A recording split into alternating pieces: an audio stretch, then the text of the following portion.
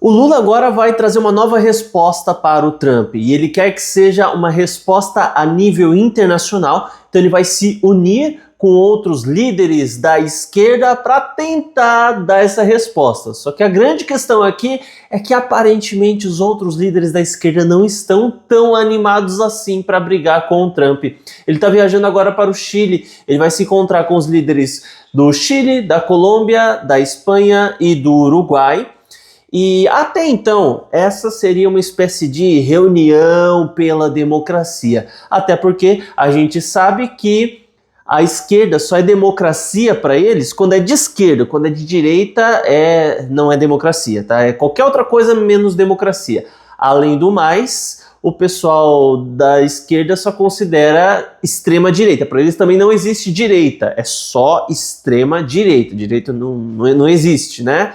Bom, e o que eu digo, o Lula, o mais curioso de toda essa história é que o Lula, ele já faz parte do BRICS, que é um grupo montado há muito tempo atrás, que é basicamente a união da Rússia, China, Índia, África do Sul, Brasil, e nesse novo mandato do Lula, nesse terceiro mandato, ele chegou a incluir também outros países no BRICS, tendo mais de um nível de proximidade. Então tem país integrante, tem país apenas parceiro, né? Não sei se tem outros níveis, mas a ideia é que muitos países façam parte aí do BRICS, né? Bom, com isso a gente vê mas por que ele não foi procurar o pessoal do BRICS para fazer uma resposta colaborativa contra os Estados Unidos? Simples, porque o BRICS não está querendo agora responder aos Estados Unidos. Veja só, a Índia, nesse momento, já procurou os Estados Unidos para fazer algumas negociações, que é uma forma de dizer, olha, não estou com esses caras aí não estou com esses caras, seria apenas algum acordo comercial, mas, olha, estou com os Estados Unidos, até porque o presidente da Índia, atualmente, ele é de direita, né? A Rússia, nesse momento, está em guerra com a Ucrânia. Existe uma tensão gigantesca entre os Estados Unidos e a Rússia, porque eles não querem abandonar a guerra com a Ucrânia, né? Então, quando eles começaram esse conflito, o Putin, cercado por bajuladores, imaginava que 90 a 180 dias, ou seja, de 3 a 6 meses, ele conseguiria encerrar essa guerra fácil. Dominei a Ucrânia em 180 dias. Ele sabia que a Ucrânia receberia ajuda de fora? Claro que sim, né? O Putin era membro da KGB, ele chegou a ser diretor da KGB, um dos principais cargos que existia lá. Só que existe um problema muito grande em ditaduras, que é o quê? Os caras, eles se rodeiam de bajuladores, né? Aquele que vai trazer a realidade, ele acha que de alguma maneira é o inimigo, então só fica a gente do lado dele. Não, vai lá, Putin, vai lá, você consegue. Ah, será que é uma boa atacar a Ucrânia? Claro, você vai conseguir. Então não são só informações que eles passam ao povo que são falsas. Muitas vezes chegam informações falsas ao líder ditador, porque todo mundo tem medo de dar notícia ruim pro cara. Então ele chega lá para se aconselhar, né? E quem ele colocou lá são conselheiros bajuladores. E daí o que aconteceu? De fato, a Rússia tinha capacidade de dominar a Ucrânia, se fosse só o cenário Rússia e Ucrânia. Só que acontece, a Ucrânia recebeu milhões de dólares em doação, tanto em moeda de diversas nações, quanto em criptomoedas, voluntários vindo do mundo todo, armamento principalmente dos Estados Unidos, ou seja, os caras têm suprimentos, armamentos e soldados infinitos, sem contar que a Ucrânia, quase ninguém sabia disso, eu não sabia disso, eles são uma potência muito forte no uso de drones táticos, que fez total diferença, né? Tanto é que a Rússia montou lá o super tanque deles, que aguentaria qualquer parada, não sei o quê, e de fato um drone não conseguiu destruir esse tanque. Mas, com o uso de 30 drones, eles conseguiram destruir o super tanque à prova de drone da Rússia.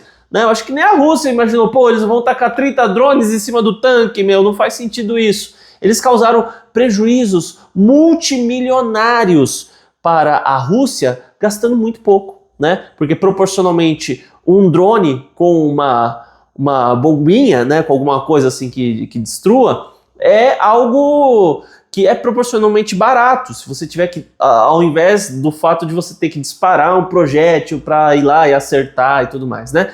E se você for ver bem, a Rússia tem projéteis intercontinentais. Você tem noção que a Rússia tem uma tecnologia, outros países também têm, tá? Mas a Rússia tem uma tecnologia que eles disparam um míssil de dentro da Rússia, o negócio sai da atmosfera da Terra, mira em outro lugar e desce com tudo.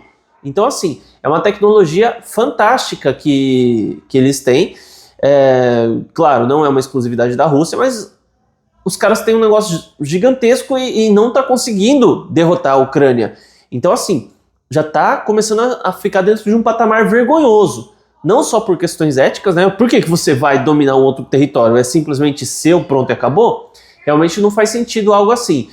E com isso, ao mesmo tempo, você vê o pessoal fazendo, criticando a Rússia e tudo mais, os Estados Unidos tá aí colocando sanções financeiras contra a Rússia. Então, digamos que eles têm os seus próprios problemas para se resolver, né? Inclusive, até o Brasil já entrou na jogada e falaram, olha, se o Brasil, de fato, quiser continuar negociando com a Rússia, vai sofrer aí mais sanção financeira. Além da taxa de 50%, vai ter mais tarifa de 100%, daí seriam 50%, mais os 100%, mais a tarifa que já existe, mais o combate à reciprocidade que o Brasil colocou. Ou seja, não vai dar para negociar com os Estados Unidos. Mas o problema é que não vai ser só com os Estados Unidos. O Brasil não vai poder negociar com quase ninguém, só com um país socialista, só com ditadura, né? E daí, com isso, a nossa economia vai afundar cada vez mais e as mentes brilhantes, os multimilionários do país vão embora, vão todo mundo embora. Os bilionários, os multimilionários vão embora. Vão, no mínimo, tirar o capital daqui e continuar morando aqui, talvez porque gosta, enfim. Mas com isso, então, Índia já foi, Rússia já foi, China. A China é um outro país do BRICS que, assim, o líder da China nem sequer veio para a última reunião do BRICS que teve aqui, né? Não só o Putin, como o Xi Jinping também não veio, né? O líder da China não veio. Faltou um monte de gente, tá?